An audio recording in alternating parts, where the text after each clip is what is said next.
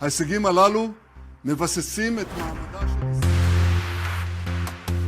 ইসরায়েলের প্রধানমন্ত্রী Benjamin Netanyahu ইরানের হামলায় নিহত হয়েছেন। সামাজিক যোগাযোগ মাধ্যমে ছড়িয়ে পড়া এমন দাবি ঘিরে তীব্র আলোচনা তৈরি হয়েছে।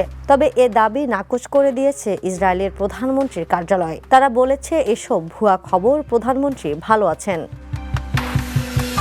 তুর্কি সংবাদ মাধ্যম আনাদোলু এজেন্সির এক সাংবাদিক এ বিষয়ে প্রশ্ন করলে নেতানিয়াহুর দফতর একই বক্তব্য পুনর্ব্যক্ত করে। তবে তিনি সত্যি সুস্থ আছেন এমন কোনো সাম্প্রতিক প্রমাণ বা উপস্থিতি এখনও দেখানো হয়নি বলে সামাজিক মাধ্যমে নতুন করে জল্পনা ছড়িয়েছে।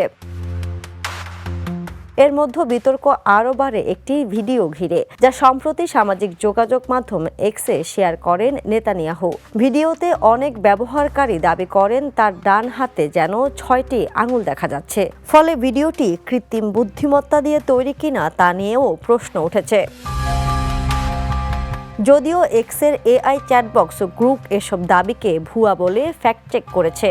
এদিকে ইসরায়েল, যুক্তরাষ্ট্র ও ইরানের মধ্যে চলমান উত্তেজনার মধ্যেই এমন গুজব ছড়িয়ে পড়ায় সামাজিক মাধ্যমে বিভ্রান্তি ও নানা জল্পনা আরও তীব্র হয়ে উঠেছে। আন্তর্জাতিক ডেস্ক, দ্য নিউজ।